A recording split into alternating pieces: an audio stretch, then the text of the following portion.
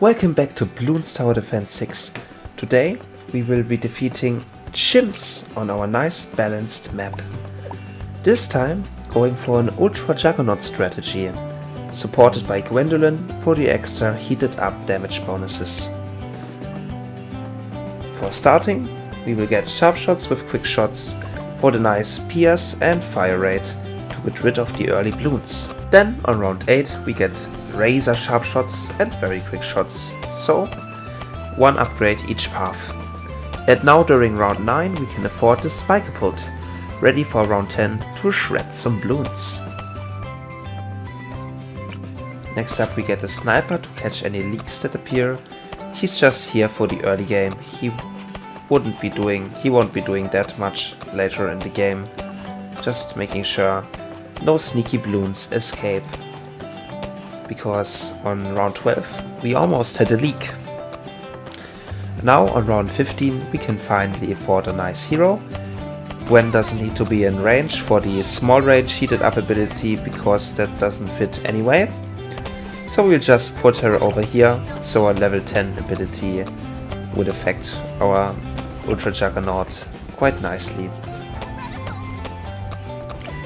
Next up will be the Ice Monkey, helping us out quite a lot here. He will be our Embridlement Monkey, helping us doing a lot of extra damage against the balloons and freezing everything in place to get shredded. Let's give him some nice upgrades with Cold Snap and Enhanced Freezing.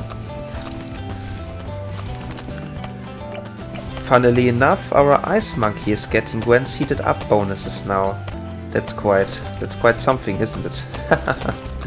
A heated up Ice Monkey. It's nothing you see every day. And there we go, freezing the camo balloons on 24. On round 27 we can get our Juggernaut. Now he can pop ice balloons even without the embridlement bonus. Round 28 should not be a problem with Gwendolyn and our Cold Snap Ice Monkey taking care of the lead balloons. On round 31 we are getting ice shards to help out with some extra damage. On round 33 we get a submarine with advanced intel, so it can attack balloons in the range of our Ice Monkey. Even though it can't really pop them reliably, it makes sure nothing will get past in case it's not getting frozen. We will get him to submerge and support afterwards anyway, as we've just done. Now look at this beautiful submarine placement, almost placed correctly in the shape of his little pond here. It's round 37 and we are getting our Embridlement Ice Monkey upgrade. Now we will do extra damage to the MOAB class balloons, and this will help us in taking out around 40 MOAB. Now on round 39 we get a nice little Alchemist down below our lovely Juggernaut, so we can give him the Alchemist buff for extra anti-MOAB damage. And here comes the MOAB. We will use Gwen's ability to do some extra damage with a fire cocktail now when he's in the center, so he takes it multiple times coming around. Our Alchemist buff Juggernaut will take out the rest of the damage needed. Round 41 I will get the Plutonium Reactor to make sure we will always have enough camo reveals and some extra damage against the balloons.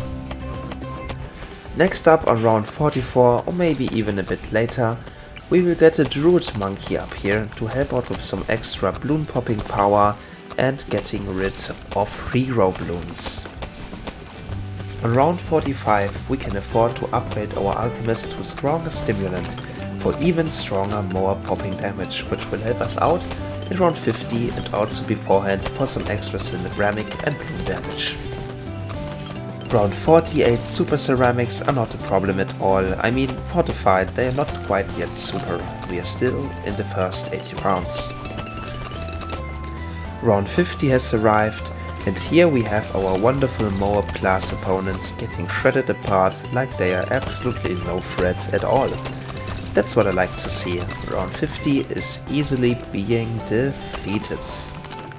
Round 51 we can already get our Ultra Juggernaut upgrade which will absolutely shred the following rounds, so we can make a huge time skip now to a way later round than the current one.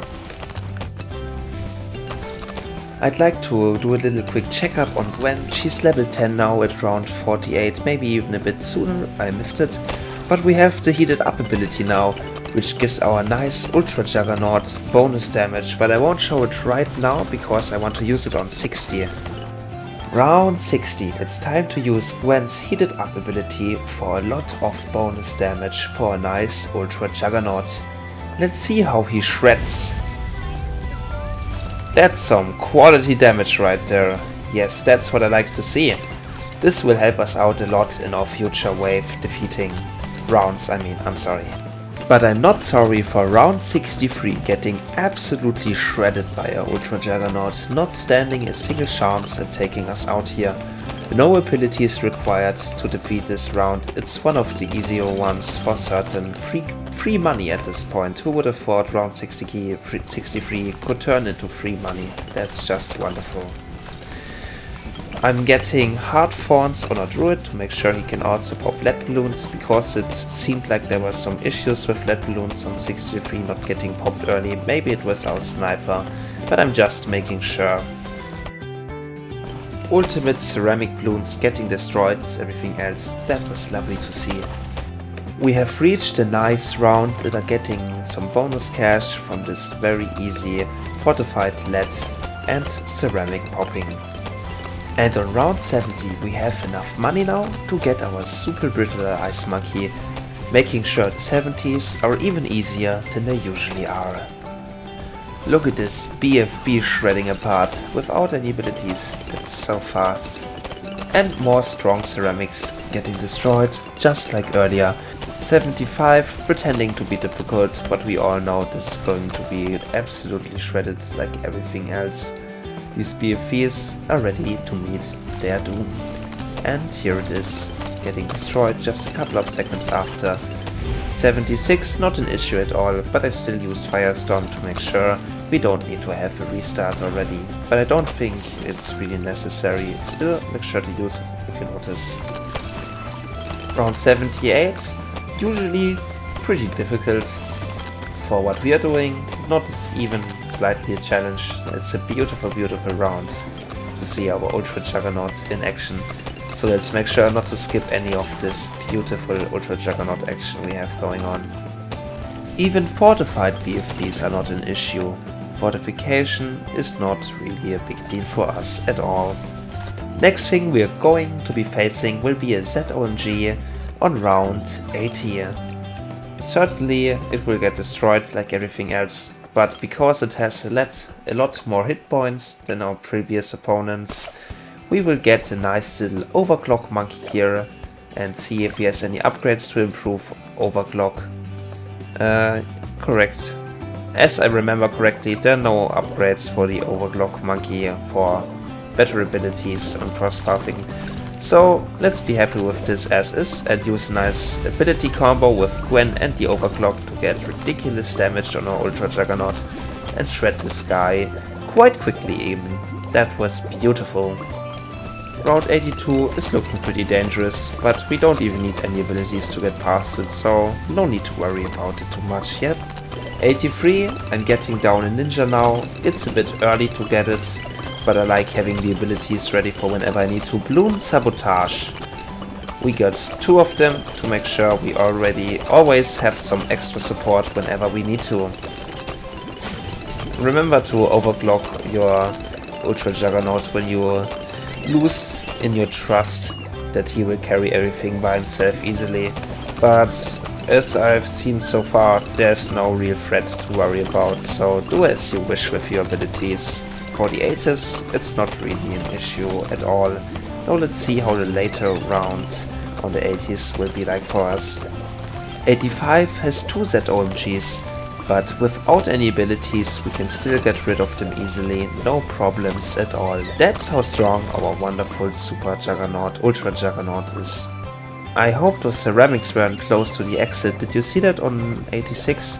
There were some ceramics off from the middle. I hope that wasn't too dangerous. If you're afraid you will lose on 86.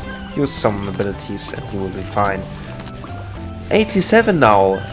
4 ZOMGs. They are all grouping up in the middle. Let's use the Bloon Sabotage to make sure they don't get out of the middle, shall we? And one ability was enough to beat the round. 88 now, having a lot of Bloons, but as we've seen from the Ultra Juggernaut already, Pierce is a strong suit, so there's nothing to worry about at all. And with 89 and the 80s, that was not really a challenge, but I'm glad to see our Ultra Juggernaut proving his power. Now, on round 90 come the DDTs. We will use Gwen seated up to shred them quite easily, but we will need multiple abilities for the later DDT rounds. Now, for 91, just some super ceramics, which are actually super now, supported by BFBs. This does not seem like an issue at all. Let's see if I'm right about this assumption. And as you can see, there is no problem at all. The Bloons are getting shredded before they get dangerous. And it's actually our ninjas that push back the Bloons sometimes. That's why they get out of the center. So there's no threat at all. It's just us doing even better than I'd expect. 92 with 4 ZOMGs, but we've seen that already earlier during the 80s. So as we already know, there's no problem at all unless some strange HB ramping has made this any more dangerous than it was earlier. But no, that was not a challenge, so let's continue on with 93. This round has some DDTs, so let's use Overdrive and Gwen's heated up ability, and I mean Overclock, not Overdrive. Now we will have this victory as easily as the ones before it. 94 is looking pretty dangerous, so we'll just use Gwen's heated up ability with another Overclock and maybe also a Cocktail and see how we shred everything with ease.